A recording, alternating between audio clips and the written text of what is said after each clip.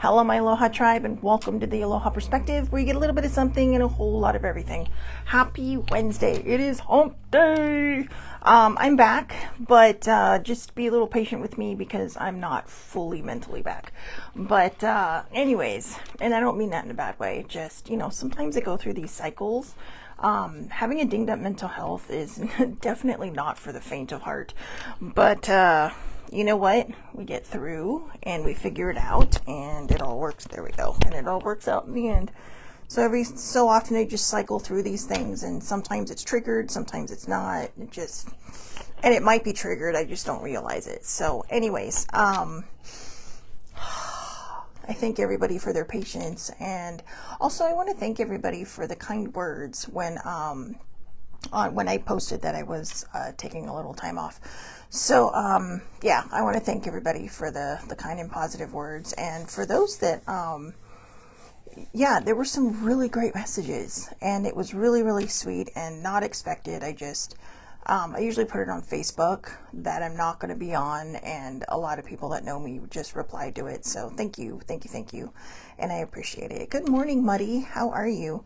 So anyways, still trying to get back to center, still trying to get back to being completely me, but felt it necessary just to get back on the show.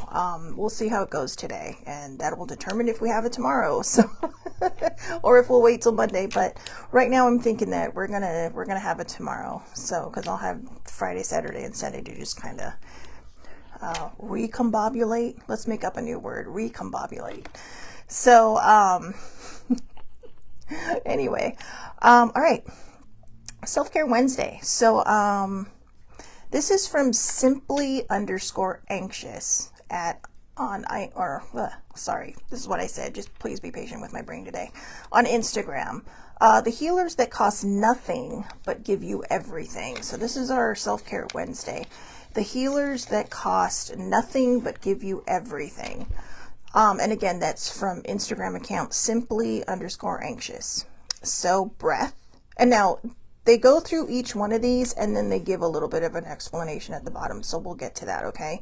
So breath, sunlight, connection, softness, stillness, tears, music, nature, and hope. So again, breath, sunlight, connection, softness, stillness, tears, music, nature, and hope. Good morning, older sibling. So sunlight. Not just on our skin, but in our lives. Okay, so we'll try to go over these little by little. Like I said, my brain is still not where I want it to be.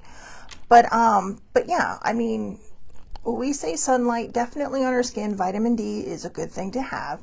But also, oh, good morning, Allie. Thank you so much, and thank you for the kind words on your messages. I really appreciated it. I really think that kind of helped prop me back up. So again, like I said, my brain's still not firing on all cylinders, but we'll get through this. So again, sunlight, not just on our skin, but in our lives.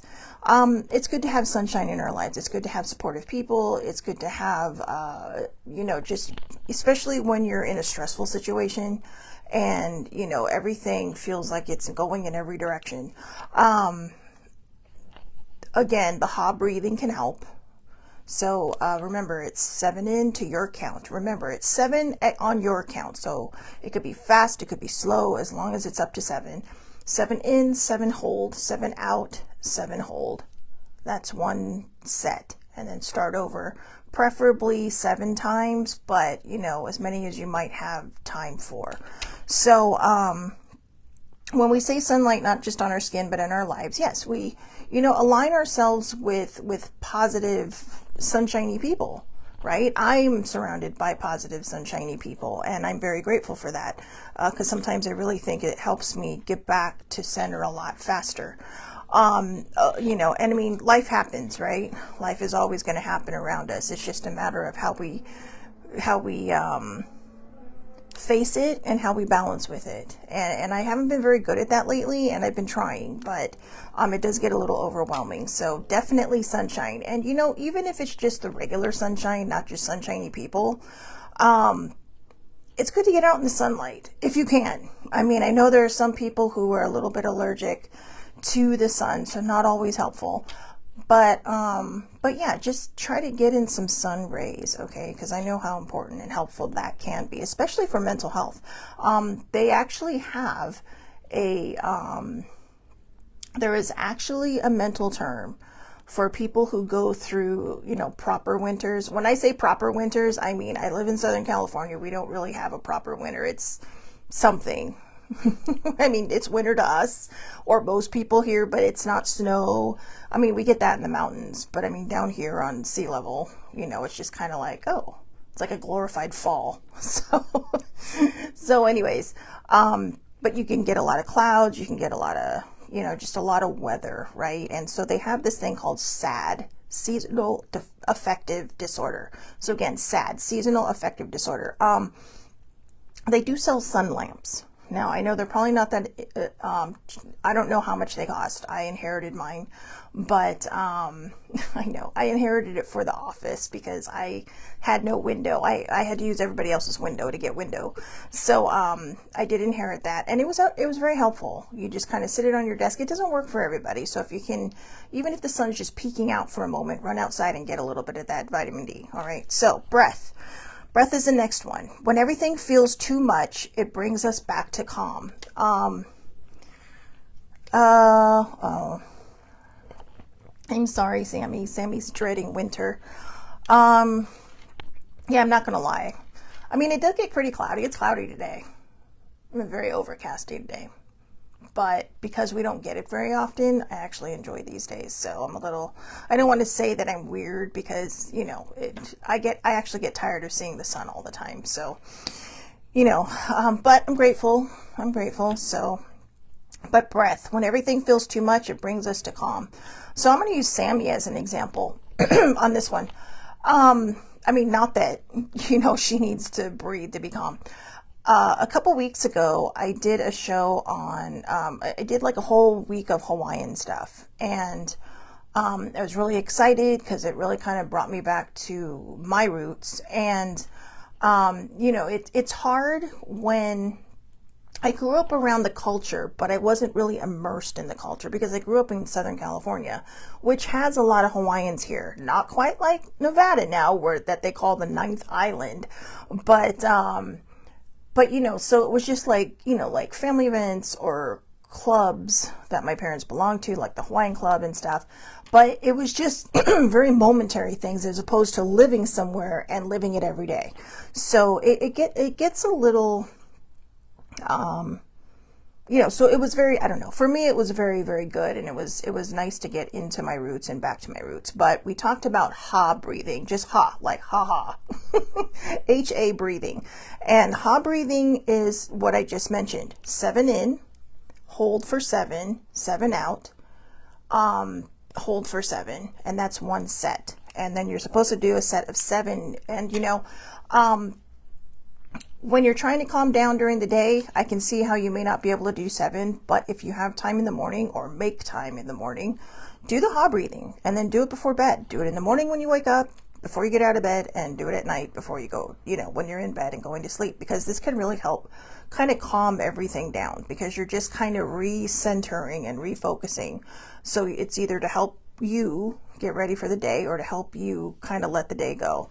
But this can also come in handy when, you're just kind of like, everything feels so overwhelming. Everything feels like it's just, pushing down on you, right? Like you got a elephant standing on an anvil, which is placed on your head. And you're just kind of like, I can't, how much longer can I hold all this? So the reason I wanted to bring Sammy up is I talked about it. She did it. And she's like, oh yeah, I use it like every morning. And I was like, wait, what? Even I'm not that good. I'm terrible at following a routine. I should be better at it. It's like I have all these things like, yeah, I'm going to do this, I'm going to do that. And then I don't know, my brain goes on a walk without me. And it's like, wow. But yeah, oh yeah, Allie, Sammy loves it. So the ha breathing. So again, I would say just count maybe like 1, 2, 3, 4, 5, 6, 7. But there are other people who may count slower than that or may count faster than that. But whatever it is, just find your comfort area. And remember, it's just 7, 7, 7, 7. So 7 in, 7 hold, 7 out, 7 hold, 1 set. All right. So the breath can be really good, and it can help kind of calm our nervous system down. One of the problems I'm having while going through this spiritual awakening thing is that I've been watching a lot of things on this, and my nervous system is just having a complete meltdown and anxiety attack, because I'm trying to live in this new timeline of my life, but my body, my reactions, my triggers, everything are still very present. And it's about moving away from that so I can get to here. And that's been a struggle for me because, it's basically having to reset my entire body. So, I think because my nervous system has been reacting to the same things for years and years and years, decades. And so trying to break those habits and trying to find a new way into something else has been very difficult for me. And I'm not sure if I'm making it hard on myself or if it's just, change does not come easily to me. And it doesn't. Change kind of scares me. So, because it means I'm not in control. And I don't mean in control like, oh, well, you got to do this and you got to do that. No, I mean, because of the things I've been through in my life, there was always this regimented control I had to have. And I'm trying so hard to let go of that control because I do want to just go with the flow. I want to know what it's like. I want to feel that freedom of going with the flow and not feeling like, you have to hide everything from everybody because, what if they judge me? So the breathing can really help with that. And like I said, it can help us reset our nervous system. So I got to start setting an alarm for that to make sure I do it every day. So connection, not with everyone, but with the ones who align. All right. So you may be out there going, I need to connect with people. If they don't vibe with you, you don't owe them anything. All right. Yes. And it's just like Ali said, change is hard, especially when you've been through trauma. And it is because, like I said, I don't want to dive into that because I don't want to make this about that. But the trauma I struggled with, I kept to myself for like years. Nobody knew, not my parents, not anybody. And, once it was kind of done and behind me, I thought it was over, but it wasn't. It was still festering. It was still growing. It was still waiting to explode and just be discovered. And, then all of a sudden I felt like a failure because I couldn't control it enough to just let it go away like other people can. But you can't really push anything down because when you push things down, they don't get healed. So that's why I love Carl Jung so much, because his shadow work literally helps me, and it still helps me. In fact, it just, I don't know, it still helps me. But and I know I need to do some more to figure out how to move into this new timeline. So I worked hard to get here. I worked hard for all this healing. I've, a lot of blood, sweat, and tears went into this, especially in the last year. But, it's a matter of learning how to live in it now so that I can use that benefit to help other people and to make my world around me a better place and an easier place to live in. So, especially with the climate of the world right now. So again, connection, not with everyone, but with the ones who align. If they don't align with you, boundaries. Either walk away or set boundaries. Okay. I know it's hard. I know it can be difficult, but you either need to walk away or set boundaries. Sibling is one of these people that has no problem walking away from people. She just kind of like, you know what? You don't align. I mean, I don't know that she's saying you don't align with me anymore, but what I'm saying is that, when you push her too far, I mean, this is a person I've known for over 20 years who will give you, the shirt off her back. But the minute, you start treating her poorly, or the minute you start treating her badly, she starts to take notes, all right? And then at some point when you push her over the edge, it's kind of like, because sometimes she'll be like, well, maybe they're just going through something. But then when it gets to the point where it's just stupid, she'll be like, you know what, I'm out. I don't need this. And it's amazing that she can do that. Oh yeah, I know your birthday's Friday. I'm trying, okay, so Allie says, I'm trying to only connect with those that align with me. My birthday is Friday, and I'm guessing now that I'll spend it alone because of this. No, no, I don't want you to spend your birthday alone. You know what? I don't know if you drink or not, but if you have a pub nearby, go celebrate with strangers. Sometimes that can be the coolest thing to do in the whole world. I mean, I'm an only child, so I tend to do things a lot on my own. I mean, we had birthday dinners and stuff, but on my birthdays, a lot of times, and I know this drives older sibling nuts, but a lot of times I prefer to spend the day alone, you know, and I don't know why. It's some weird thing with me. This year I went driving all over the place, ended up visiting my mom at the cemetery, stopped and got my free Starbucks. But, you know, it just, for me, it was just kind of like, woohoo. But, oh, okay. No, I totally get that. She says, being alone is a choice. I choose that over fake people. I totally get that. I totally get that.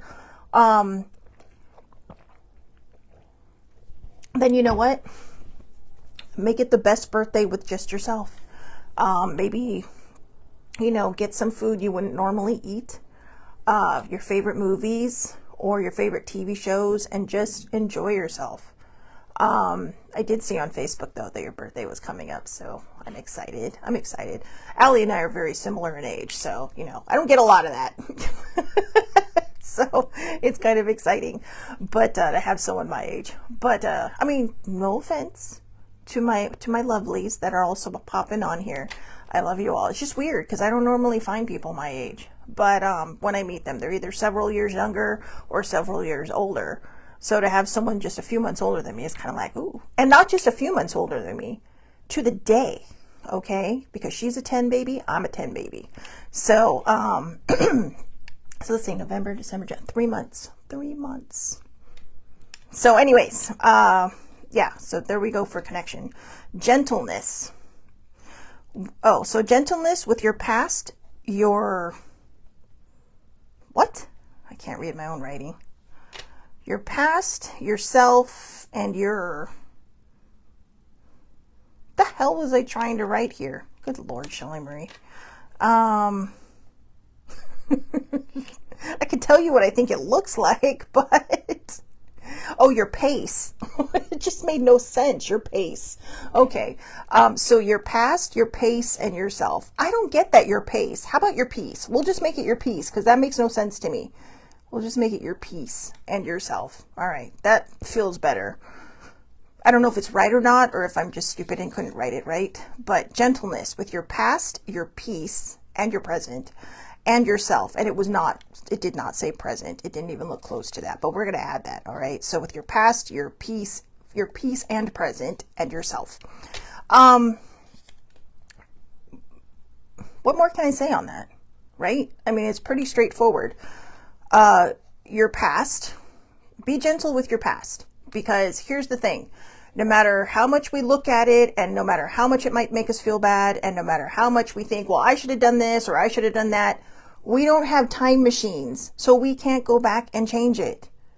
We can't change that asshole person. We can't change what happened to us. We can't, change all the shit that's ever happened to us in our life, but we can choose how we move forward.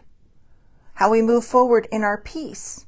And how we are gentle with ourselves in our peace and our present and with ourselves. Be gentle with yourself. If there's something you've done in your past that might have hurt other people, I've done that. Like I said, before I healed, I was a hurt person hurting people. Not all the time, but just when things would get so overwhelming, like I said, it'd be like Mount Shelsuvius just exploded. And it's like, what the hell? So just, there's nothing I can do to change that. I can fix the behavior. I can make amends for the behavior. I say make amends, but that's the only way I can think of saying it. You don't have to be in one of the anonymous groups to know how to make amends with people, because, it's something we should be doing as people, but we can't change the past. And for a very, very long time, I carried the past with me like a ball and chain on both legs, because I thought that my entire life was anchored in my past. I thought everything I became was because of whatever happened. But that's not totally true, because I've seen through the course of my healing and through the course of these years how different people make different choices. We all may have started at the same starting line of trauma, but the choices. And I admit, I was very fortunate to have very wonderful parents. They weren't perfect, but they were perfect for me. They were and are perfect for me. And they got me through a lot of stuff, which is why sometimes it would blow their mind. Like, why didn't you say anything? And it's like, you know what? You were my safe space. And I think now when I think about it and I'm talking about it, maybe I just didn't want them to know. Because, I mean, yeah, I was being threatened on this end, but on this end, it was just like, I don't want to think about it. I just want to be around you guys because you're my safe space. You're my safe place. You're the one place where nothing can touch me. My parents were a little protective too. But anyways, so be gentle with your past. All right. You can't do anything to change it. You can't do anything to make it different. You can choose how you move forward. You can choose if you need to, make the apology rounds, or if, something bad happened and, this person's still trying to be in your life. And you're like, no, be gentle with yourself and be gentle with your peace. We're just going to pick peace. All right. So tears, because feeling it is healing it. You got to feel it to heal it, guys. You got to feel it to heal it. I don't know why people think crying is such a bad thing, except for the fact that growing up, there was, oh, you're going to cry about it? Only babies cry. Only weak people cry. There was so much stigma around crying. If your body didn't want you to cry, you would not have freaking tear ducts. All right? You would not have these little things in here if you were not meant to cry. And granted, people are going to say, well, they're to help keep your eyes blah, blah, blah, and moist and all that. But they're also where our emotions flow out. So while they might bring out tears so that you can, have wet eyes and not dry eyes, because that would be bad. And unfortunately, some people struggle with that. It also produces a way to let out the frustrations. So your tear ducts are like multi-use. All right. These tiny little slits in your eyelids are some of the most, are two of the biggest things to help you move through things. I don't think, I used to think crying was a problem. It's like, oh, you're going to cry about it. You're going to go blah, blah, blah. And then after a while, I thought, you know what? Screw these people that say this to me. When I get angry, I also cry. And it's like, I'm not crying because you made me sad, or because I think I've lost, or because, you think I'm a big baby. I'm crying because that's what I'm going to do, because murder is wrong. Because punching somebody is wrong. I just added that last part for levity, but truly, I think that's why we cry, because we just, it may not always be about something sad. I mean, we cry over happy things, which I've never done before. Nothing has ever made me cry, like made me so happy that I cried. And I don't mean that to sound bad, but because I've had a lot of happy times. I may just not be a happy crier. I don't know. But I have cried when I'm angry. I have cried when I'm sad. I've cried when I'm in trouble. And there's a part of me that just has found some kind of weird strength, but for people that think that crying is wrong, it's not. It's a beautiful thing. Because again, you got to feel it to heal it. If you don't feel it to heal it, you're just going to push it down, push it down, push it down, push it down. And that is going to be a problem, because that can cause physical problems. And you're probably thinking, oh, there she goes with her metaphysical stuff. No, that's called stress. And stress on your body is not good. And when you're constantly pushing things down instead of either, screaming about it, yelling about it, or, you could scream into a pillow.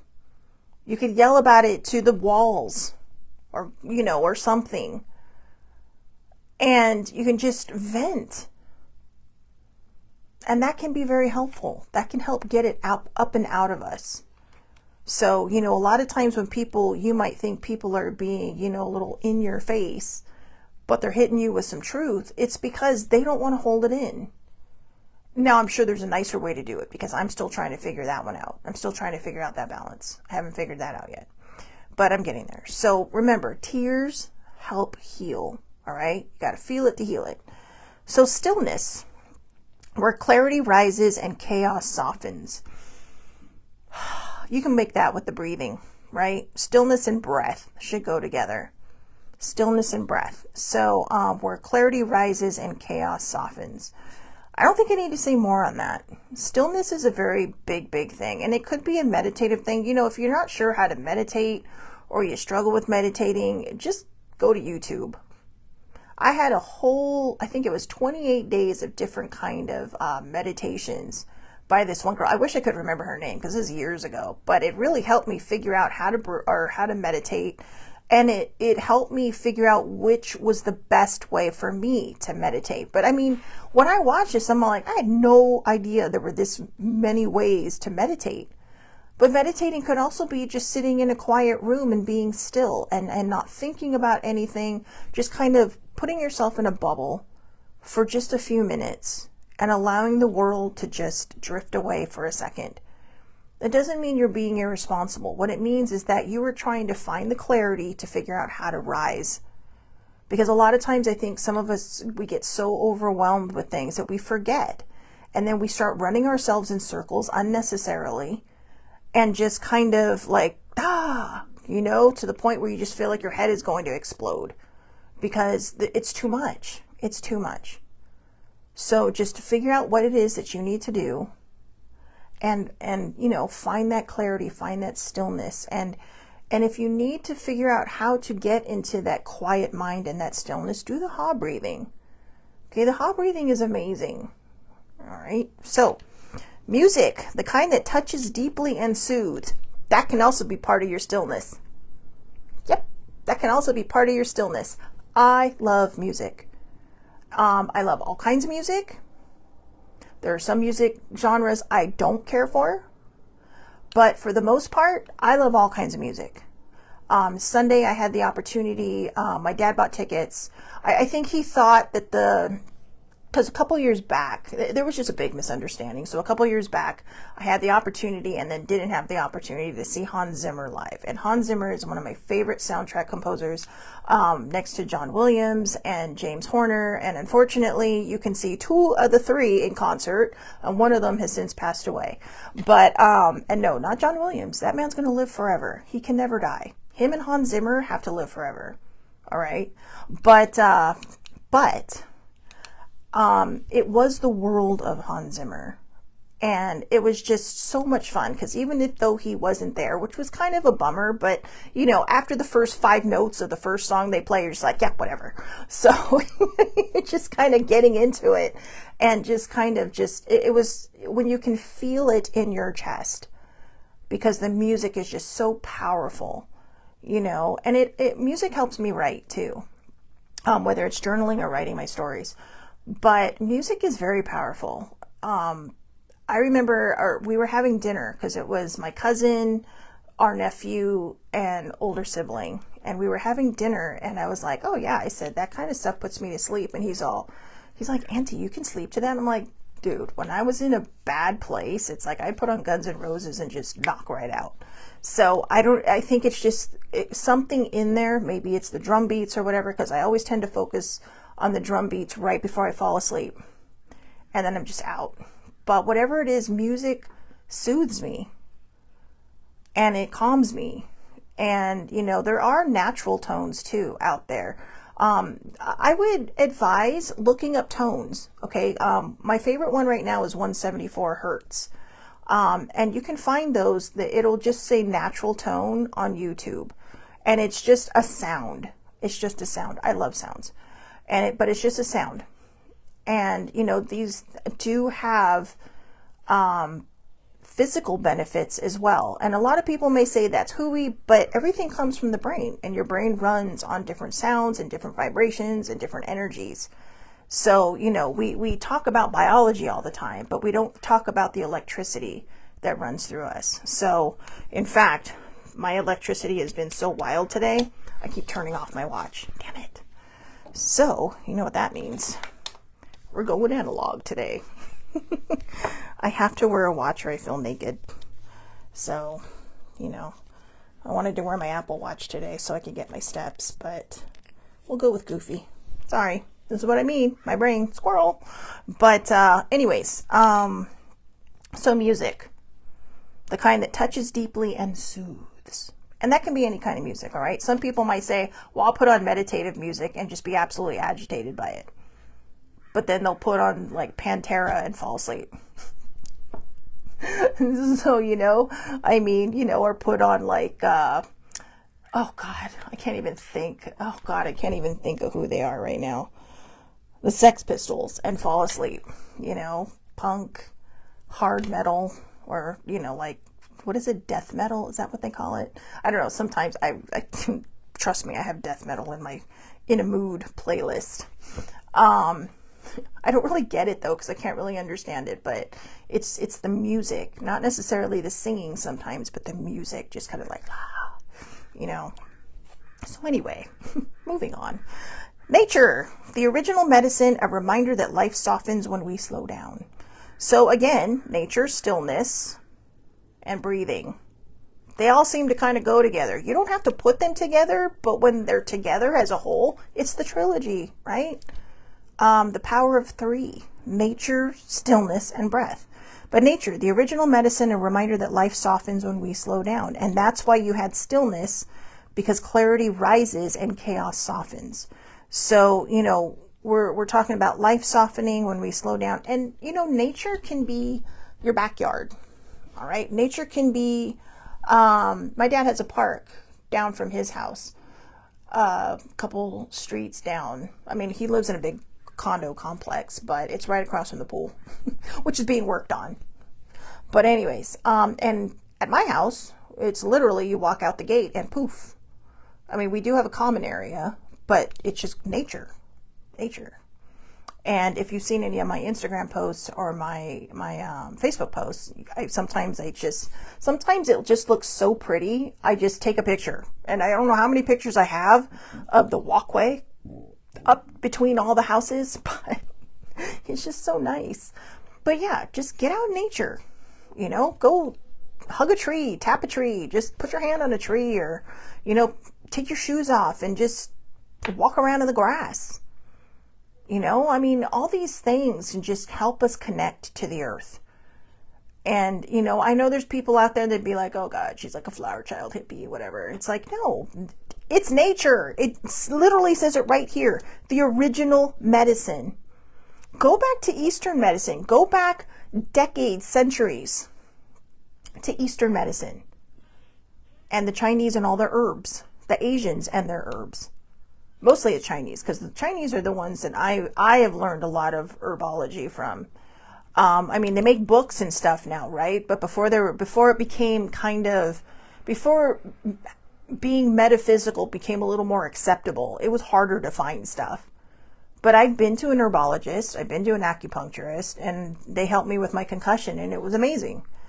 And the very first one I had, and I was like, wow.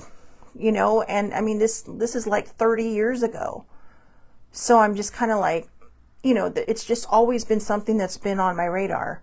And when you pair Eastern and Western medicine together, you know, when you pair nature with modern technology, even bigger things can happen.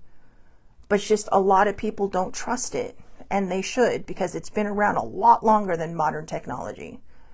So I'm not saying don't see your doctor. Absolutely see your doctor if you need to. I'm just saying that when you pair the two together, big things can possibly happen. So, you know, do it. And the last one, hope, not blind optimism, but a quiet belief that it can get better. God. You know, I was not in a bad place when I wrote all these things, so I don't know why. I think, you know, I distract very easily. I'm like I literally squirrel a lot. Oh, sorry, Allie. I just saw your comment. She says, I angry cry too. I think a lot of us do. And I used to be ashamed of that. I mean, just circling back to the tears. I used to be ashamed of that, but I'm not anymore. You know, I cry. I'm a crier. I used to have someone that used to kind of play tease me and say, oh, well, you'd cry if a blender broke. And now when I think about it, it's like, yeah, I might, because, you know, it might have been my favorite blender. So, but I mean, I'm not saying I would cry over it, but the point is, crying helps us get things up and out. And that's what we need to do. There's no shame in crying. And I think, you know, for some people, I know older sibling, when she cries, it gives her a headache. But that's probably because she doesn't do it enough. You know, it's just, she's very good at pushing things in. So, you know, sorry, older sibling, but she is very good at pushing things in and pushing them down. And, you know, so but again, we all kind of, those of us watching right now, kind of grew up in that era where, you know, crying was for babies. And we have to break these mindsets because, you know, like I said, when somebody asked me recently, oh, you're going to go cry? And I'm like, well, you know, I have two tear ducts for that. But no, it's like I'm angry and I just need to walk away or I'm going to say something I don't mean.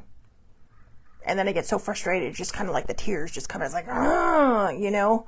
But anyways, let's get back to hope. Hope. Not blind optimism, but a quiet belief that it can get better. Here's the thing about blind optimism. If you're trying to be optimistic about a situation and you're not listening to the person that's talking, to me, that's blind optimism. But blind optimism is kind of like manifesting, right? You want to put something out there. It's kind of, so I think what they're saying with this is, I'm not exactly sure that they intended it like blind optimism, because sometimes you just have to trust the process and believe that everything is going to work out, you know, and in a way that's blind optimism. But it's also a quiet belief that things are going to get better, that it can get better. And I think that's where nature comes in, where you can just walk outside for a minute, you know, just if you're overwhelmed or whatever, just walk outside for a moment, or stillness, which you can do right wherever you are at, whether you're in the bathroom, at your desk, in front of your computer at home, sitting in front of the TV, stillness, and the breath. And these can bring you back to hope. Yeah. Exactly. Sammy said, knowing that all will be well eventually. So, you know, I wanted to talk about that, you know, with the whole blind optimism, because in a way, they're kind of negating what they're saying.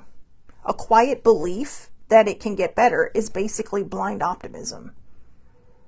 Now, I think when we're talking to other people, for us, the optimism can work, because we're trying to believe it. And I realize I probably do this too. Like, well, you know, it'll get better. It'll get better. And it's hard for me not to say that to people because I've been there. I have literally felt like I was at the bottom of the ocean with, you know, concrete blocks on my feet, just going like, does it ever get better? And, you know, I mean, yeah, it's kind of being in this middle place right now. And it's difficult and it's hard. And there's a lot happening in every direction in my life right now. And I need to figure out how to bring it all in to heal it and just let it go, to make it better. But, you know, I used to think that blind optimism was dumb and unnecessary. But in this case right here, I do disagree. But I see where they're coming from. Because Sammy put it perfectly. Blind optimism is knowing that all will be well, ... eventually. And we don't know when. That's why it's about trusting the process. Yeah, see, Allie, sometimes you need the concrete blocks in order to swim again. I agree. Because you know what? Maybe when I felt like I had the concrete blocks on my feet and sitting at the bottom of the ocean, obviously I didn't drown. I mean, this isn't real, which is just in my head. But it does beg stillness. And it does beg for you to practice the stillness. And to go, okay, I need to take a deep breath so I can focus, so I can get back into center. And for some of us who have been through a lot, sometimes blind optimism is what we need, because blind optimism, as Sammy said, knowing all will be well eventually, is trusting the process. It really is trusting the process. Now, you can look at blind optimism any way you want. That's just my opinion, because I do think that sometimes people go overboard. You know, it's like, well, it'll be okay. Don't worry about it. That's blind optimism to me. That's false optimism in a way, because you don't know. You don't know. When my mom got sick and was dying, you know, everyone's all, well, don't worry, she's going to be okay. Well, they called her two different things, Auntie Ellen, Auntie Putty. Well, we'll be fine. She's a fighter. She's going to get through this. And I knew from seeing certain celebrities, you know, that passed away, that she wasn't going to be okay. Maybe they didn't remember how Steve Jobs died. Maybe they didn't remember how Patrick Swayze died.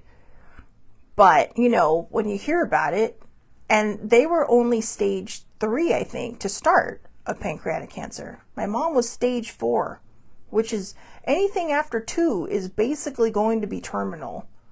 It's either going to be terminal or fast terminal. And my mom was fast terminal. Doctor said, well, you know, if you do treatment, you have 6 months to 2 years. It's already a death sentence because there's no cure for it right now. Hopefully there will be one day.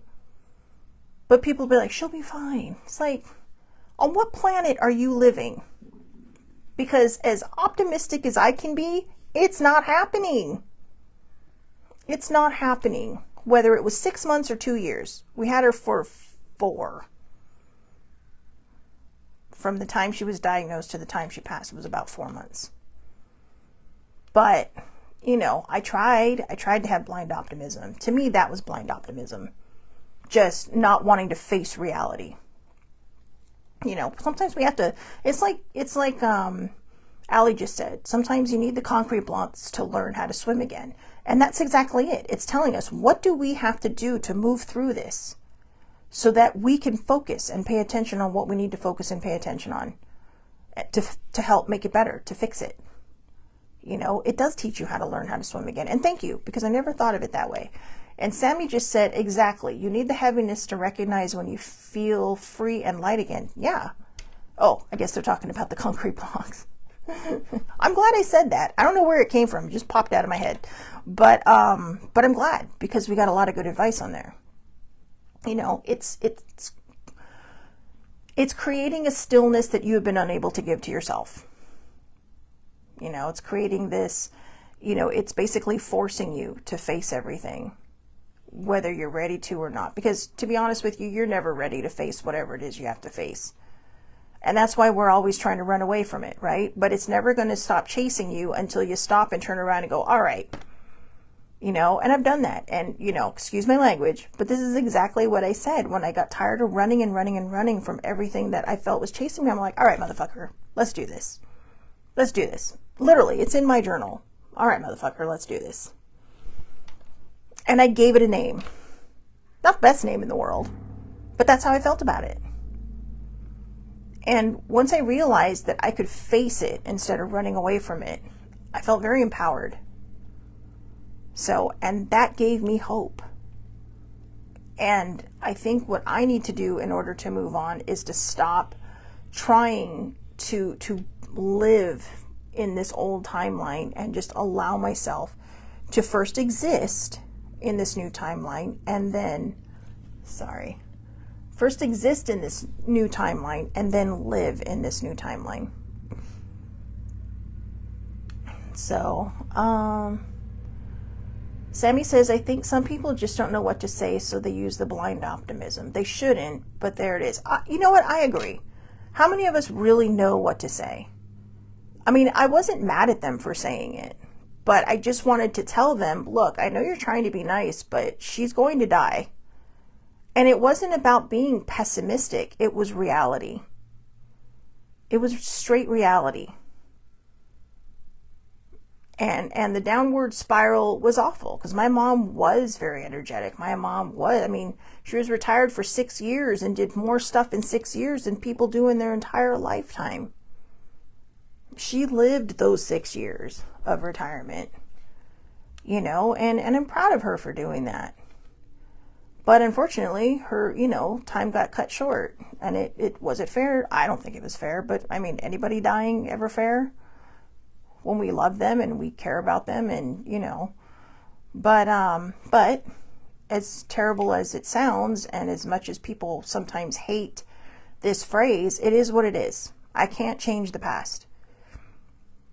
The irony of it all is her passing, and then Sissy Joe passing after, is actually what threw me onto this healing journey. And I sometimes, sometimes I used to wonder what would happen if they were still alive. Would I have ever gone on this healing journey? Some people said yes, and some people said no. And I do believe it would be the latter. It would be no. Because I had two people that were always protecting me. Older sibling was always trying to get me to heal. The other two were just kind of like, nope, you're fine. Just do whatever you got. I didn't want to be an angry person anymore. That hurt person hurting people. And I understand the blind optimism. I think one of the reasons I never say that to people is I have been with older sibling when she lost her mom, then her stepmom, then her dad, her stepdad, her dad. And you learn what not to say. Because you start picking your words very carefully, like,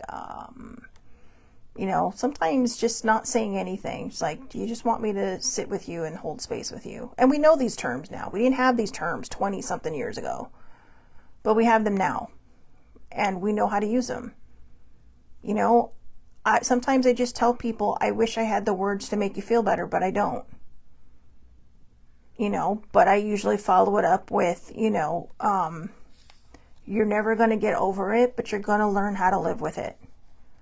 And that's from experience from everybody that I've lost that has been some sort of parental figure to me, whether it was older siblings, parents, and stepmom, who was like a parent, obviously, or my own mom, and older Sissy Joe, who was older.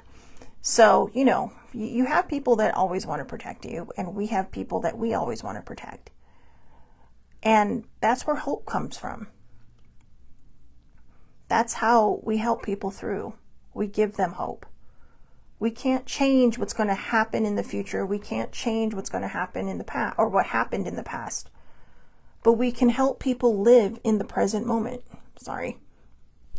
We can help people, just quietly believe and have that optimism of trust the process to figure out how to move forward in their life, regardless of what it is, whether it's they're grieving somebody, or they're just struggling and having a hard time in life right now, or, if the world just feels like it's just right on top of you and everything just feels like it's not going the way it should be, and it should be. Trust the process and allow yourself to have hope. Sometimes hope feels very fleeting and very out of reach, but it's not. It's right there. It's just waiting for you to hold on to it and trust it. And once you start trusting it, believe it or not, I've seen this happen. Things do start to fall into place because you're getting that stillness, you're getting that clarity, and you're realizing, what step do I need to make to push forward? Okay, so I hope everybody has a wonderful, wonderful day. I will be back here tomorrow, 8:30 a.m. Pacific time, Facebook Live. All lives are public under Shelley Marie Lucas. I'm coming back tomorrow because I brought some new cards down. I had the opportunity to go home over the weekend, and, sleeping with my cat brought me so much joy that it also brought a lot of clarity. It also brought a lot of clarity to me, and, to stop chasing life so hard and to just kind of let things unfold. Because when we're chasing it, we're chasing something that we think should be happening, as opposed to whatever is meant to happen. And so we become disappointed. We become kind of discombobulated, if you will. We just kind of like we just want to sit down, cry in a corner, because we're constantly chasing and we're just tired. And I'm tired of chasing my life. I'm overly tired of chasing my life and all the hopes and dreams that I've had in my life. So I just want to exist in this moment and see what happens. Other people can plan forward. I'm not very good at that because I tend to need to control things. And that's something that's a trigger I'm trying to let go of because of my past. But, and what happened to me. And that's where the control part came in. But, so, oh, thank you, Sammy. I love you all too, and I hope I hope all of you, any of you watching now or later, have a wonderful, wonderful day. So again, but yes, we just stop chasing. All right, just find your stillness, find your hope, and build on it. All right. So again, I'll see you back here tomorrow, 8:30 a.m. Pacific time, Facebook Live. All lives are public. Anybody can watch under Shelly Marie Lucas. You can find me across the social media board, either under the Aloha Perspective. On Instagram, I'm under Shelly Marie Lucas. Twitter, Shellbell's Quest. YouTube, Shelly Marie and the Aloha Perspective, or the Aloha Perspective with Shelly Marie, whatever it is. One of those. All right. So Allie, older sibling, Muddy twin, thank you all so much for coming on this morning. And again, thank you all for your kind messages. I really, really appreciate it. Allie, what you said to me, you have no idea how much that really kind of uplifted me and made me think. So I appreciate that very, very much. So again, have a great day, everybody. Thanks so much for watching, and I will see you tomorrow.